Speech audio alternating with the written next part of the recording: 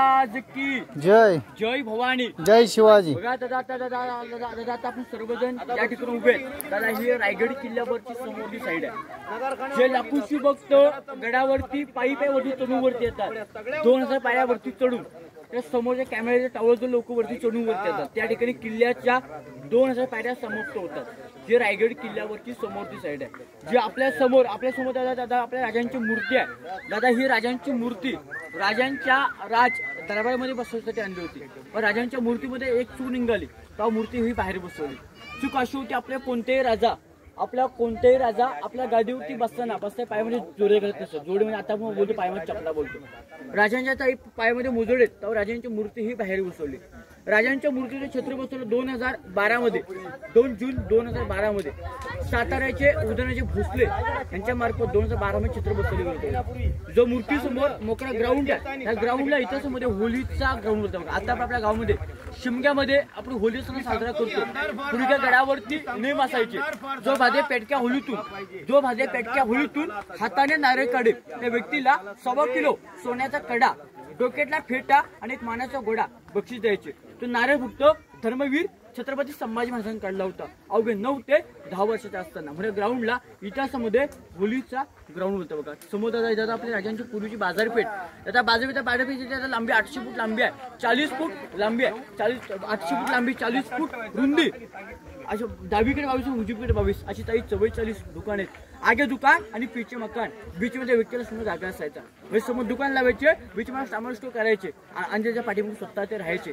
अशी ताई आपली बाजारपेठेची पूर्वीची ही रचना असायची। बाजारपेठेच्या पाठीमागे समोर कोपऱ्यामध्ये वाईट पातळी शेड आहे, तो जातो राजांचा आपला हत्तीशाला। जे आपल्या राजांनी गडावरती हत्तीची लहान पिल्ला आणली होती, ती हत्तींचा पालनपोषण त्या समोरच्या इमारतीमध्ये केलं जातो। तो आपल्या राजांचा पूर्वीचा आपला हत्तीशाला असा। तुम्ही आता सरळ तुम्ही आता ह्या राजमार्ग तुम्ही आता पुढे गेलात तर बघा दादा तिथे समोर एक मंदिर आहे, त्याला जगदीश्वरचं मंदिर आहे। आपण जर त्या मंदिराचा वरचा आपण आकार पाहिला, आकारात आपल्या मस्जिद सगळं आपल्याला पाहायला भेटतो। बघा ते मस्जिद नसून ते शंकराचं महादेवाचं मंदिर बांधलेलं आहे। कारण की मोगल कधी गडावरती आले तर मोगलांना वाटावं आपलं मंदिर आहे, त्या मंदिराची तोडफोड न करता लांबून दर्शन घ्यावं आणि निघून जावं म्हणून त्या मंदिर आकारा हा मस्जिद आकारा बांधलेला आहे। जर मंदिराच्या आतमध्ये गेलो तर आपलं शंकरी पिंड आणि महादेवाचं मंदिर पाहायला भेटेल। जर आपण त्या मंदिराचे दरवाजे पाहिले तर दरवाजे एकदम छोटे आणि एकदम आपल्याला लहान पाहायला भेटतील।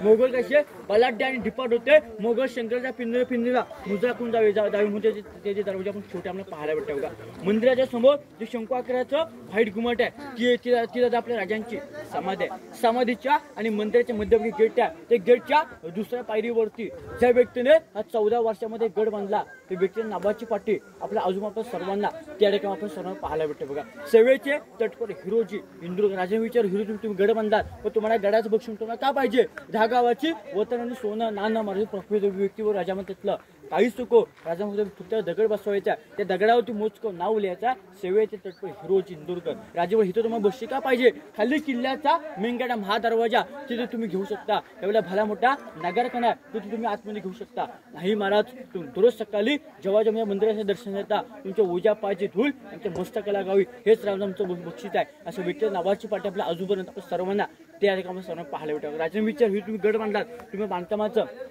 गॅरंटी पत्र काय देणार? आता सुतार इंजिनियर बांधकामाचं गॅरंटी पत्र देऊ शकतो का? नाही देऊ शकत। त्यांनी 400 वर्षापूर्वी त्यांनी बांधकामाचं गॅरंटी पत्र दिलं होतं। तर गॅरंटी पत्र त्यांनी असं दिलं होतं जमंत आकाशामध्ये चंद्र सूर्य तारे देव चमकत राहतील तो म्हणतो आम्ही केलेल्या आमच्या बांधकामाला ही धक्कासोड लागण्यासाठी बांधकामाचं गॅरंटी पत्र दिलं होतं। त्या बांधकामाचं गॅरंटी पत्र राजांच्या समाधीच्या समोर भिंतीवरती कोर आपण सर्वांना आपल्याला पाहायला भेटणार। राजांच्या समाधीच्या पाठीमागे आपल्या राजांचा विश्वासू कुत्रा वाघ्या कुत्र्याची समाधी आहे। आता वाघ्या कुत्र्याविषयी महाराष्ट्रामध्ये वादंग चालू आहे, तुम्हाला सगळं ऐकून वाचून तुम्हाला माहिती असेल का? लोकांचं म्हणणं आहे आपल्या राजांचा कुत्रा हा होता का नव्हता, म्हणजे त्याविषयी वादंग चालू आहे, म्हणून कुत्र्याचा इतिहास सांगण्यासाठी त्याच्यामध्ये परमिशन नाही। बघा ही आता आमची महत्वाची माहिती संपलेली आहे, पण माझी माहिती संपल्यानंतर मी प्रत्येक ग्रुपला मी सर सांगतो पहिला सर असं होता अंधाराला घाबरत नाही त्याला उजेडी साथ आहे, मोडे वाकणार नाही, हे मर्द मराठ्याची जात आहे, ही मर्द मराठ्याची जात आहे। दुसरा सर असं होता अंधाराला पाती दिवा पाहिजे,